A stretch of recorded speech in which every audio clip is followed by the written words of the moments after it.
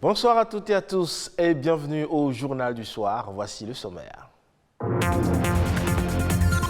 Composante essentielle de l'héritage culturel africain, les cicatrices ethniques ou raciales tendent aujourd'hui à disparaître. Pourquoi? Élément de réponse dans cette édition. Le sens et la portée de la fête des religions endogènes préoccupent les acteurs des cultes traditionnels, les enseignants, chercheurs et les scientifiques. Ils ont organisé un colloque international sur le vaudou. Les précisions à suivre. Enfin, au-delà de la simple activité d'élevage, la transhumance est devenue aujourd'hui un réel problème de sécurité avec la montée en puissance des conflits. L'une des solutions envisagées est la sédentarisation. On en parle dans un instant. Bienvenue à vous si vous nous rejoignez. Autrefois, c'était un symbole d'appartenance à une tribune. Ce sont les cicatrices raciales qui ont représenté à travers l'histoire un tissu capital de la culture noire africaine. Aujourd'hui, malheureusement, elle disparaît peu à peu des visages. Les jeunes semblent ne plus en porter et chez certaines personnes âgées, elles se confondent aux rides des paupières. Et pourtant, les cicatrices raciales étaient une carte d'identité. Lucrèce Amoussoui et Alexandra Djoton se sont intéressés au sujet. Justin Nata est cadre de l'administration béninoise. Natif de l'ère culturelle Otamari dans le nord Bénin, il arbore fièrement ses cicatrices en forme de scarification et qui balaient tout son visage.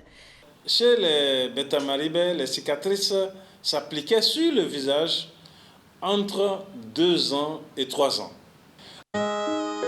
Ces traits dessinés sur le visage de l'individu et propres à chaque communauté renseignent à première vue sur ses origines. Les cicatrices raciales, encore appelées scarifications ethniques, sont des marques permettant d'identifier les membres d'un clan, la croyance en une divinité. Elles sont aussi quelquefois symboles du franchissement d'une étape de la vie sociale.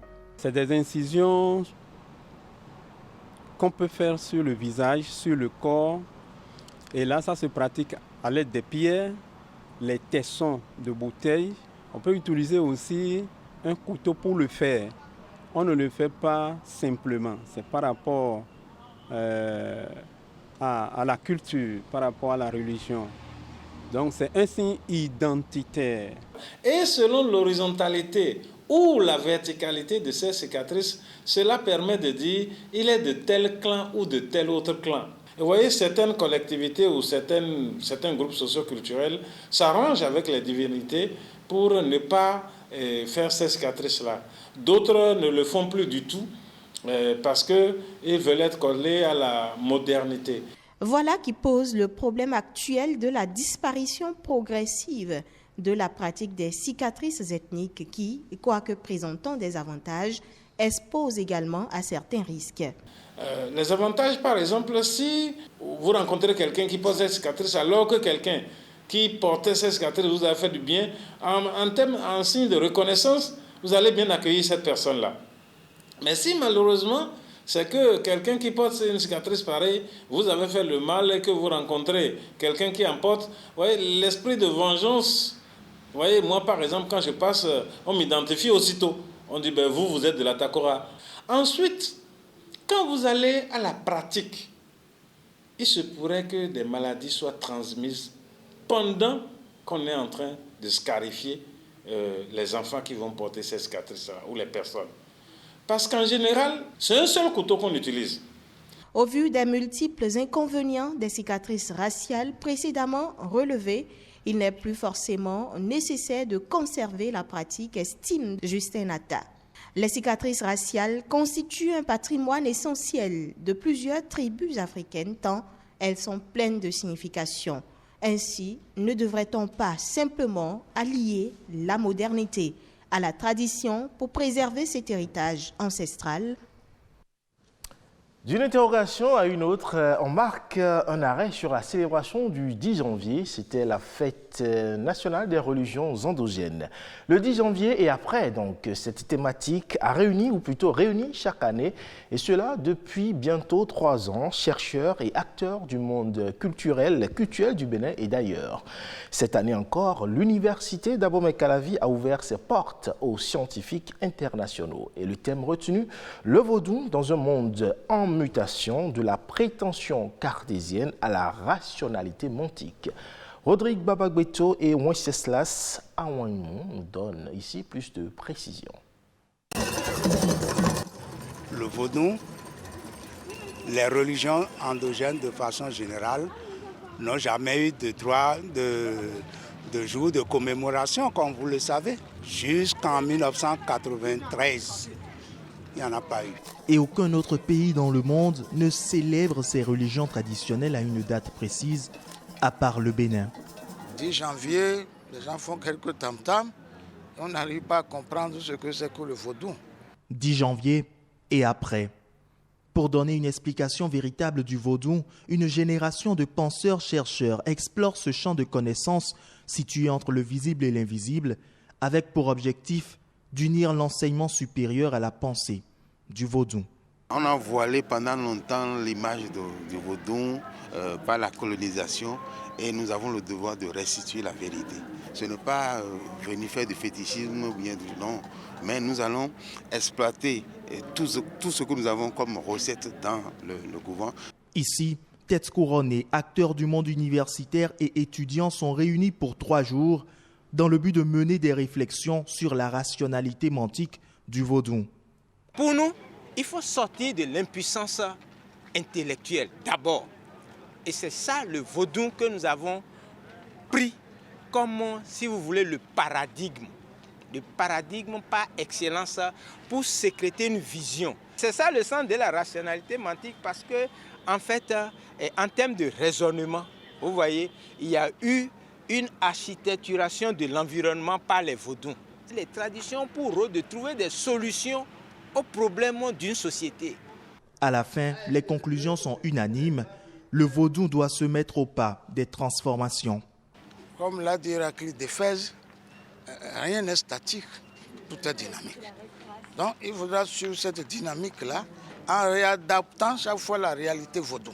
Que la culture vaudou accompagne toujours cette mutation. Parce que sans ça, on ne peut pas être nous-mêmes. Notre identité culturelle est là. Après le colloque, il y aura les actes de colloque. Ça veut dire que nous allons consigner tout ceci dans un document exploitable.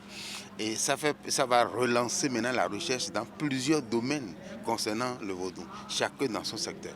Le vaudou part donc pour avoir de meilleurs jours au Bénin, avec pour socle l'enseignement supérieur. On parle à présent de la transhumance, ce système d'élevage fondé sur le déplacement de troupeaux d'une région à une autre. Ce phénomène crée depuis des années déjà des conflits entre agriculteurs et éleveurs jusqu'à créer même engendrer des morts. Et en explorant les pistes de solutions pour réduire les dégâts liés à cette pratique, l'option de la sédentarisation a été évoquée. Amdi Bonoubo, agronome, nous en parle dans cet élément. Fondamentalement, c'est les questions de ressources naturelles, c'est-à-dire les ressources fourragères et les points d'eau. C'est ça qui amène souvent ces éleveurs à se déplacer de leur pays d'origine pour pouvoir aller vers d'autres pays d'accueil. Donc, autre que ça, il y a les raisons économiques. Du fait qu'ils ont besoin de ressources pour pouvoir faire face à un certain nombre de besoins, ils se déplacent et en se déplaçant, ils vendent des animaux. Ils produisent également du lait pour pouvoir satisfaire un certain nombre de personnes. Dans ces déplacements, ils cherchent là où ils peuvent avoir des résidus de récolte ou bien là où on peut avoir un peu de verdure ou bien de ressources fourragères. Et dans ça, c'est souvent les espaces utilisés par les agriculteurs. Et parfois, il y a même des spéculations sur le champ et ces éleveurs ou bien ces animaux vont perdre ces ressources, ce qui crée fondamentalement des conflits entre éleveurs et puis les agriculteurs. Il y a la zone de Dassazoumé et puis la zone de Glazoué qui ont été identifiées comme des zones de transhumance. Et c'est déjà ça une approche de solutions par rapport à la transhumance. Parce que même si on va vers une sédentarisation, c'est-à-dire on identifie un lieu où ces éleveurs peuvent se regrouper, se réunir, faire leurs besoins, il y a toujours un moment où ils vont faire la transhumance pour pouvoir mieux maîtriser la conduite pour un jeune éleveur, pour pouvoir comprendre d'autres réalités culturelles, socio-culturelles. Pour faire la sédentarisation, il faut également disposer d'une quantité de ressources naturelles suffisante pour pouvoir satisfaire le besoin en troupeau donc des éleveurs. Et généralement, ce qu'on constate au Cameroun, par exemple, ça a été une solution, mais ça n'a pas vraiment duré parce que les espaces proposés, ou bien disponibles plutôt, par l'État n'étaient pas suffisants pour pouvoir satisfaire les besoins en alimentation de ces troupeaux-là. Donc, sédentarisation, oui, mais il faut également former ces éleveurs ou bien les informer sur des zones qui peuvent exister à un moment donné pour pouvoir faire de la transhumance. Hors de nos frontières à présent, direction le Cameroun, où les supporters ont fait plein stade lors du match d'ouverture qui a opposé le pays organisateur au Burkina Faso. Mais depuis lors, c'est de moins en moins l'affluence, notamment pour le reste des matchs. Entre autres raisons évoquées, la réticence au vaccin et aux tests PCR négatifs imposés pour avoir accès au stade, les prix des tickets et les horaires en journée de certains matchs durant les heures de travail. Les précisions ici avec nos confrères de France 24. Trois quarts des sièges vides et une enceinte de près de 40 000 places qui sonne creux ce soir-là lors de cette rencontre entre les Comores et le Maroc au stade omnisport de Yaoundé. Depuis le début de la CAN, seuls les matchs des Lions indomptables attirent les foules, de quoi gâcher quelque peu la première phase de la compétition. Mais pour ce supporter qui a puisé dans ses économies pour assister à plusieurs matchs, impossible de rater l'événement. Je suis Camerounais, j'aime le foot. J'aime ce qui est comme c'est un football. Pour moi, ce qui me motive, c'est que j'ai toujours vu les CAN à la télé. Et la CAN chez moi, pour moi, Camerounais, la CAN chez moi je dois la vivre en direct. Prix minimum de ticket d'entrée, 3 000 francs CFA, soit près de 5 € dans un pays où environ 40% de la population vit avec moins de 2 € par jour. Ajoutez à cela un pass vaccinal et un test PCR négatif pour avoir accès au stade. Des normes exigées par la CAF ayant découragé une majorité des Camerounais, comme l'explique cet entraîneur de football rencontré dans un quartier populaire de la capitale. La première barrière, c'est le vaccin. Il y a beaucoup de gens qui sont réticents, n'est-ce pas, qui ne veulent pas entendre parler du vaccin. Si on ajoute à cela encore les distances, n'est-ce pas, au niveau des stades, vous voyez bien que ce n'est pas évident. Il faut débourser beaucoup d'argent pour aller au stade. À plus de 1000 km au nord, dans la ville de Garoua. Une ambiance survoltée dans cette fan zone contrastant avec les stades clairsemés. Des centaines de supporters venus assister au match de la sélection camerounaise dans ces lieux plébiscités depuis le début du tournoi. Je peux faire la fan zone parce que la scène n'est pas payante.